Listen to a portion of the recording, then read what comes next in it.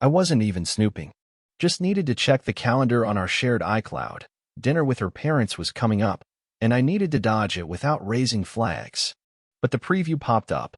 Had a dream about you again. Not my number. Not her sister's. Unknown contact. Labeled only by an emoji, wine glass. Then another. You looked so good yesterday. That navy shirt few. And another. You taste better than that Chardonnay. I stopped breathing. There were 47 unread messages from that number. Back and forth. Flirty. Explicit. Coordinated. They'd been meeting. Hotels. Quick lunches. Parking lot sex. She hadn't deleted them. She didn't need to. Because she thought I was too busy, too distracted keeping servers alive and emails flowing for a company full of 20-year-old startups and 50-year-old CEOs. She thought I was slipping.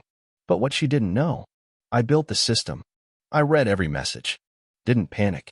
Didn't throw the phone. Didn't wake her. Instead, I backed it all up. Screenshotted the threads.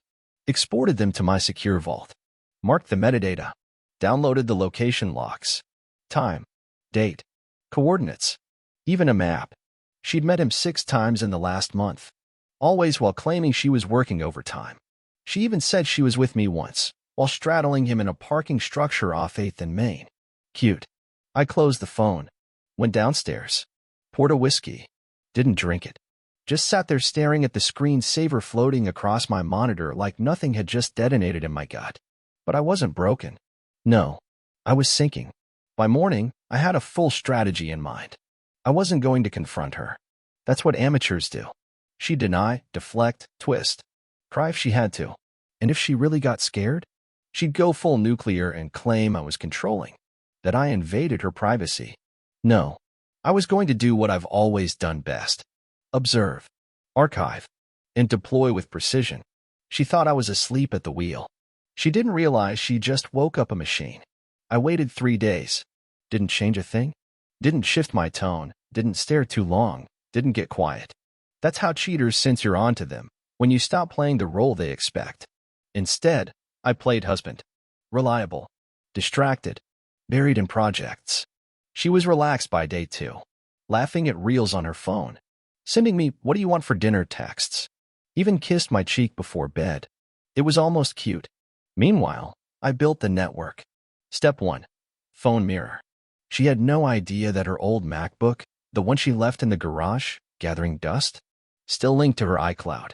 I plugged it in, wiped the drive, reinstalled Clean OS, logged back into her account. Boom. Full visibility. Photos, texts, calendar, location, and, most important, backups. Nightly. Timestamped. GPS tagged. Every selfie she took, I saw it. Even the ones she deleted. Especially those. Step 2. Router tap. Our home network ran through a Netgear Nighthawk. She used the guest Wi-Fi. Most people would think that isolates the traffic. It doesn't. I installed a script that mirrored every MAC address, logged every outbound request. Texts. Images. Video. Cloud syncs. She was active.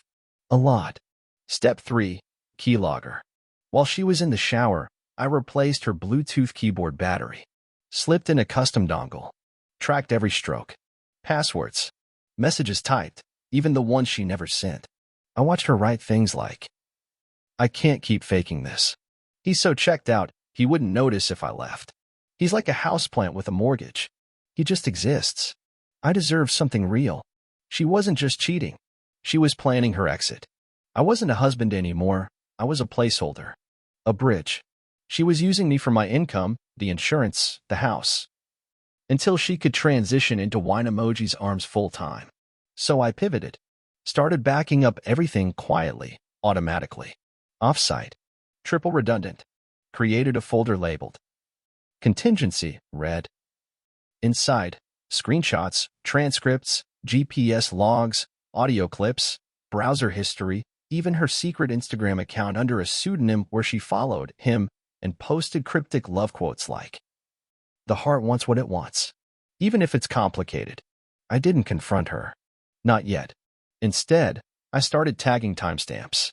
Like when she said she was visiting her mother, but was actually 2 cities over at a Marriott. or when she claimed she was in bed sick and had posted a photo of chicken soup, while the logs showed her sending voice notes to him from a Tesla with the radio playing at 76 dB. Every inconsistency? I made a note. Every shift in routine? I logged it. Every time she told me, "I love you," with that soft, practiced smile, I smiled back. Because the system was working. And the trap? Already half closed. By the end of the first week, I had over 300 files.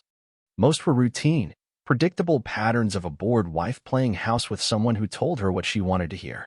But on a Tuesday afternoon, 2:17 p.m., while I was in a budget review Zoom call, her phone backed up a voice note. His voice. "Tell him you're going to your mom's this weekend. Book the room under my name again. Use the old card. Same story if he asks." He won't. I paused the call. Killed the video. Hit replay. He won't. They were confident. Too confident. And that's when I knew this wasn't random. This was routine. I took the audio, ran it through a program I wrote myself back in my freelance days. Strips noise, isolates frequencies, boosts speech clarity. He had a nasal tone, bit of a southern edge. Said his name once, casually, "Just tell the desk it's under Matt Weller." I froze. Because that name? I knew it. Matthew R. Weller. Registered IT contractor. Used to subcontract under my company 3 years ago. Basic guy. Good at front-end interfaces, trash at cybersecurity. Fired him after 2 warnings for accessing files he didn't need to. Wrote him a neutral reference to avoid legal blowback. I sat there for a moment, staring at the monitor. Then I stood up. Walked to the window. She was in the backyard on a yoga mat, stretching, phone beside her. Laughing into her AirPods. I watched her like she was a screensaver I'd grown tired of. She didn't even notice I was home. Back inside, I opened my work terminal and pulled every archived credential Weller had ever used. Still had his personal email logged on one of our test servers. Idiot reused passwords. Within minutes, I was inside his Dropbox. Guess what I found? Photos. Of them. Hotel room selfies. Her in lingerie I'd paid for. A document titled, "Exit Plan. Q3 with notes like, hit her off joint account before July. She wants to keep the SUV. Might be leverage. Ask if she's willing to move out first. No drama." It was structured. This wasn't an affair. This was a rollout. And I realized something sick. They weren't just cheating. They were replacing me. Systematically. I made a new folder. /final phase /evidence Weller. Added everything. Then I went hunting. Looked up his current employer, some mid-sized security consultancy that bragged about trust, integrity, and innovation. Cute. I created an anonymous Gmail. Attached 3 documents. The hotel receipts. Screenshots of the exit plan. A clip of him saying he won't know, he's too busy counting down to retirement. Subject line.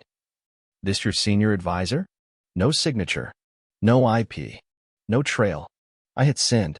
Next morning, Weller's LinkedIn changed. Former security advisor. His Twitter? Gone. Instagram? Wiped. I waited for her to bring it up. She didn't. But I knew she'd find out soon enough. The problem for her now? She just lost the man she was betting the farm on. And she had no clue the farm was never hers to begin with. She poured me coffee that morning like nothing had happened. Wore the blue tank top she knows I like. Kissed the back of my neck. Smiled like her world wasn't on fire. But I could see it in her eyes, static behind the signal. Something was off. She was waiting for a message that never came. Probably refreshing her secret Instagram between pores. Wondering why Matt Weller hadn't texted her "Good morning, beautiful," like he always did. He was silent now. Because I'd pulled the plug. Big day at work? She asked. Always. Don't forget we've got your nephew's party Saturday. Oh, I won't forget, I said. I've been planning ahead lately.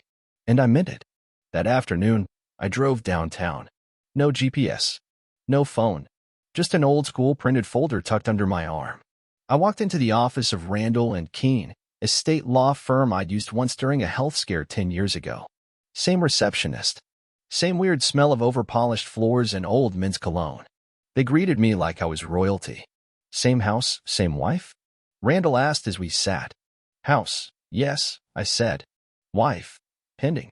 He raised an eyebrow. I slid the folder across. Inside, the evidence. The affair. The fake accounts. The audio. The photos. He skimmed, winced, chuckled once. Jesus. This is surgical. Exactly. I want everything redone. Quietly. By 5 p.m., it was all set. New will. New trust. House deed refiled, previously joint, now listed under my business holding. She'd signed that over during a refinancing year she didn't even read the paperwork for. Retirement account split. Mine protected under an individual IRA. Hers? Still joint sounding on paper, but quietly severed. Any attempt to move those funds would bounce into a legal snare. Health directives changed. No next of kin privileges. No access in an emergency. No control of my end-of-life care. The life insurance she thought she'd claim? Redirected to my goddaughter. By the time I got home, she was cooking pasta. Oh, you're early. Meetings got canceled, I said, kissing her cheek. What did you do all day? Just cleaned up a few things. She smiled. I've been thinking about our future. I really want us to start fresh. Maybe travel more. Spend less time glued to screens. I nodded. That sounds great. But inside, I'd already deleted her from every future she thought she owned. Later that night, I accidentally left a file open on my laptop, one labeled dissolution_clause.pdf. She saw it, stared at it like it might bite her. I said nothing, just walked past and said, careful poking around. Some files are toxic. She didn't open it, but I could tell it spooked her. Because the next day, she transferred $4,000 from our shared account into a new one under her name. I let it go, because it triggered an alert I'd embedded. That account? Now flagged for legal audit.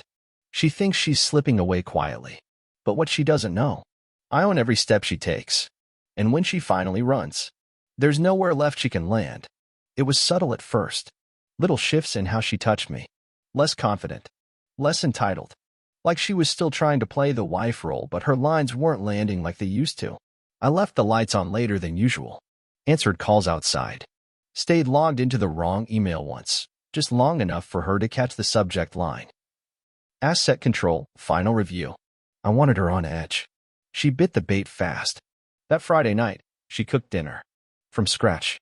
Chicken marsala. Real candles. Cloth napkins. She never did that unless she was trying to manage something.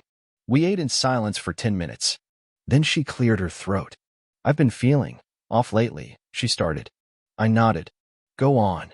Just like we're disconnected. I know I haven't been perfect. And maybe I haven't always been transparent. I raised my eyebrows. You haven't. She flinched. But I want to fix that, she continued. Because I still love you, Paul. Define love, I said. She blinked.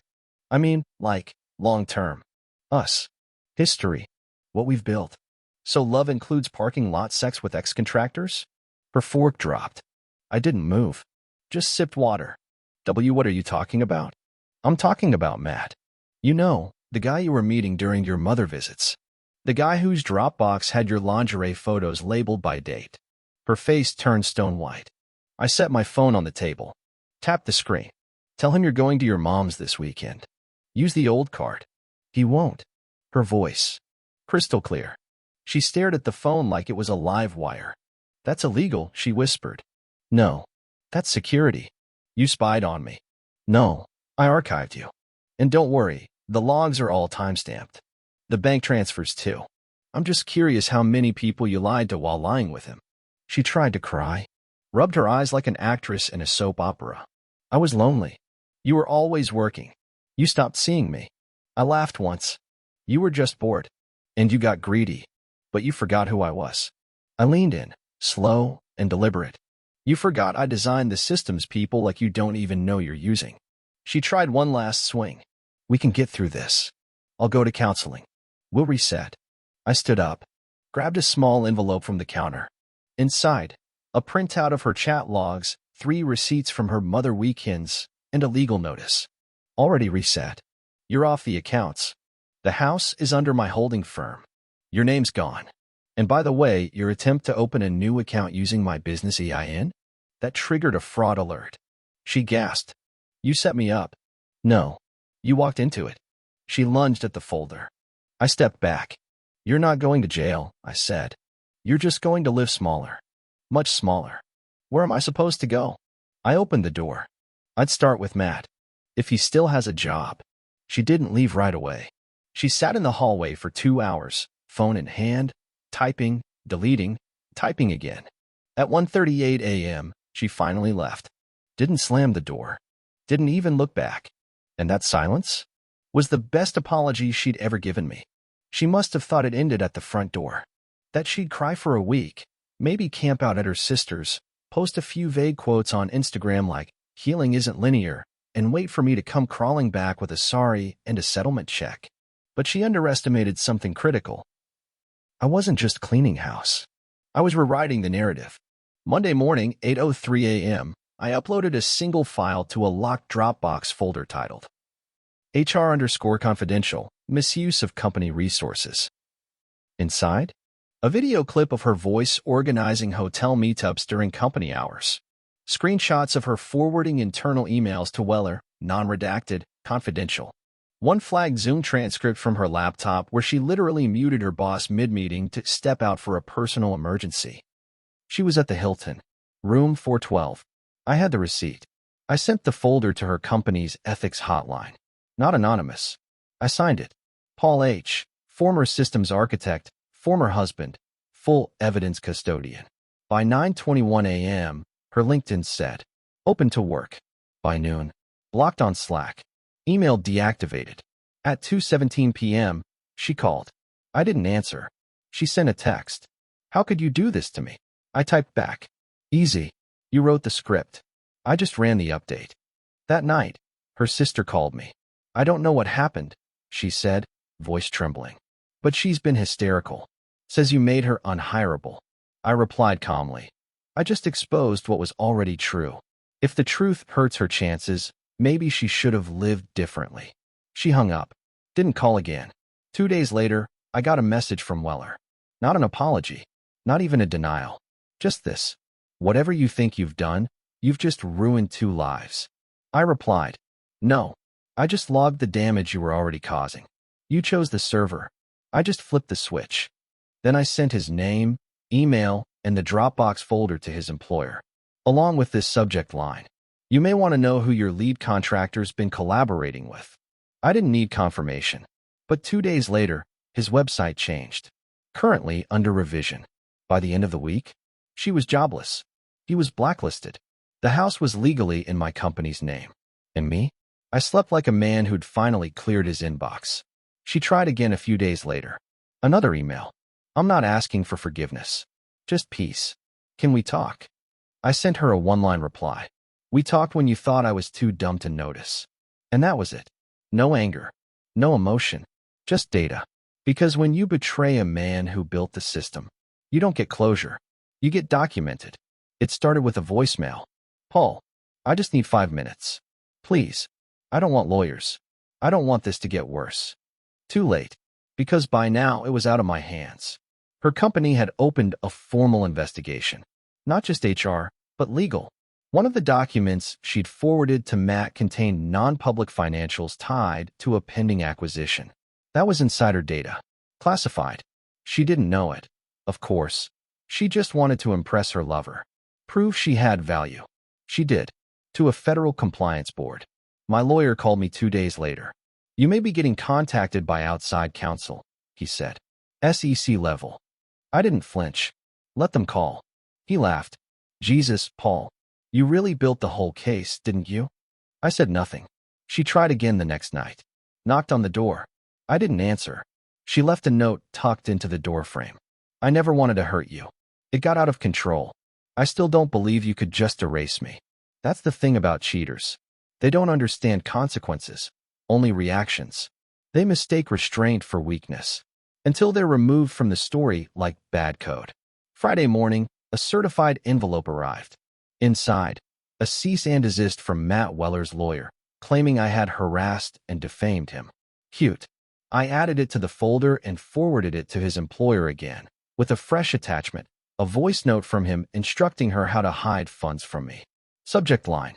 Updated materials, asset concealment, and tax evasion conversation.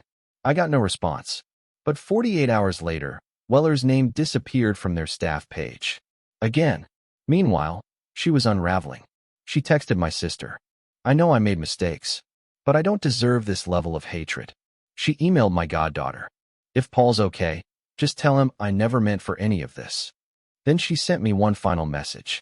Long, rambling, almost poetic. You were always so quiet.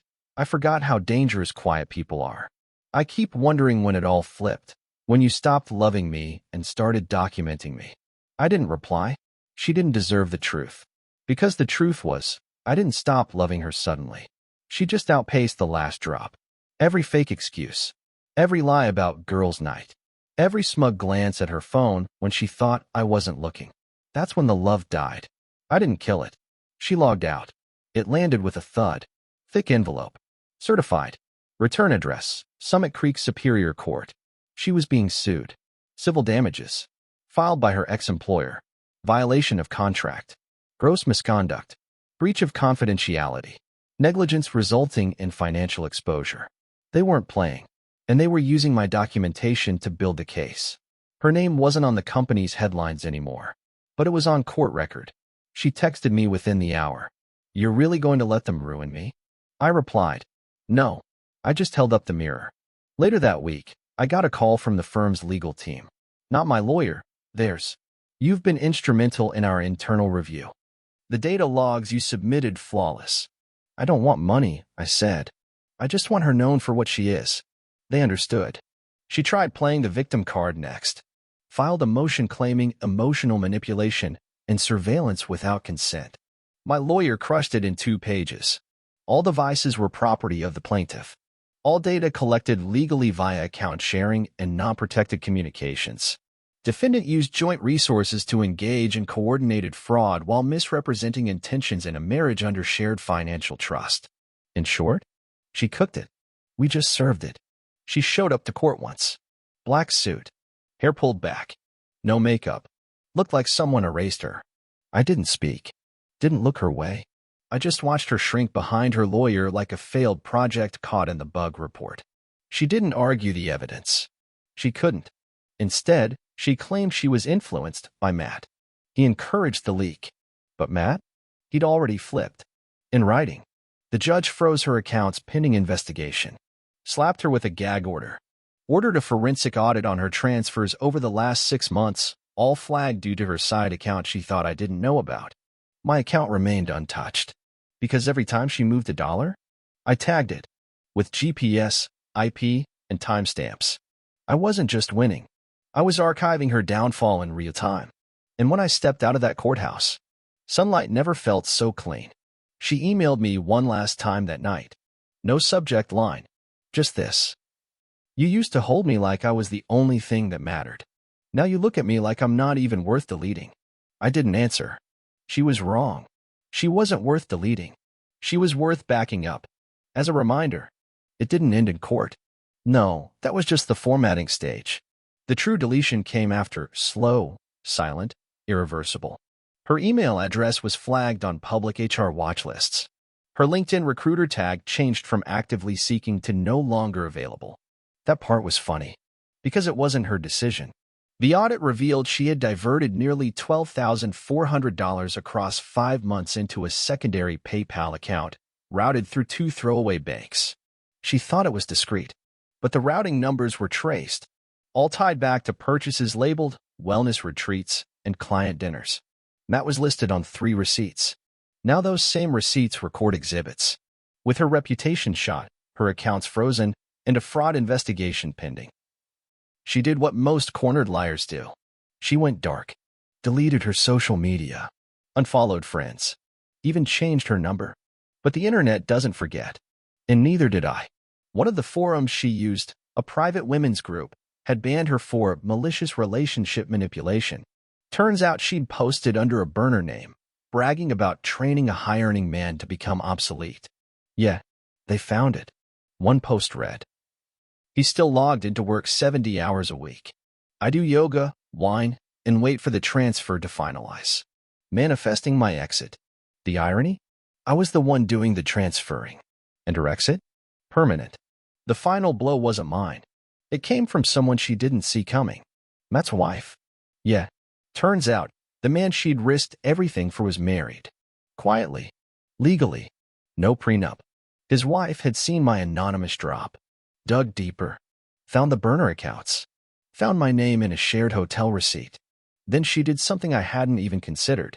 She sent it to the press. Small business blog. Nothing huge. But it made rounds in local IT circles. Consultant couple exposed in security leak love affair. No names in the title, but anyone in the know could connect the dots. Her photo, pulled from a corporate team page, was used halfway down the article. Captioned, "Former associate facing breach of trust suit after leaked messages revealed coordinated misconduct." The article included that he won't notice voice clip. Comments were brutal. How dumb do you have to be to cheat on an IT guy and use company Wi-Fi? Imagine losing your house, your job, and your side piece in 1 week. That was it. She was officially radioactive. Even the vultures weren't circling anymore. She showed up one last time. Not at my house. That ship sank months ago. She waited outside my office building. Hair pulled back. Pale. Empty eyes. Didn't say anything. Just handed me a USB drive. Said, "This is all of it. What's left?" I thought maybe you'd want to see it from my side. I didn't even take it. I said, "Your side never mattered. Because the moment you started scripting my replacement, you wrote your ending." She didn't cry. Didn't beg. Just nodded once. And walked off. 6 months. That's how long it's been since I heard her voice. No calls. No emails. No accidental sightings in the grocery store. She's gone. Not dead, just deleted. The way you wipe a corrupted drive. Not because it hurt you. Because it's useless now. The house? Still mine. Every document, title, and key filed clean. I renovated the guest room. Turned it into a home office with soundproofing. Sometimes I forget the exact spot she used to FaceTime him from while I was in the kitchen. But the walls remember. That's why I replaced them. My company promoted me. Turns out when your personal life collapses, your focus sharpens. And when the CTO asks how you stayed so calm, you just say, redundancy and backup protocols. They think you're talking about servers. And you are.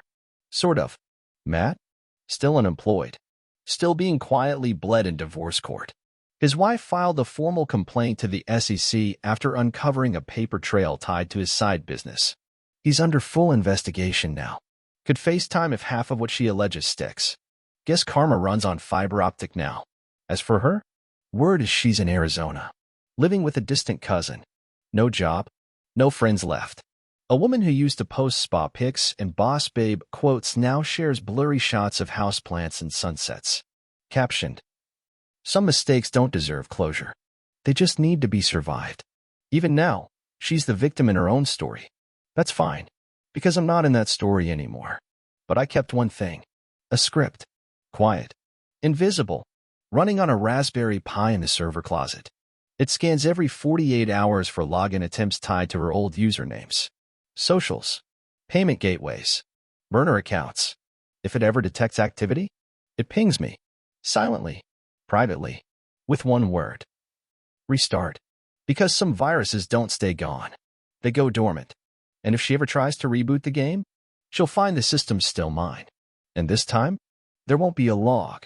Just consequences.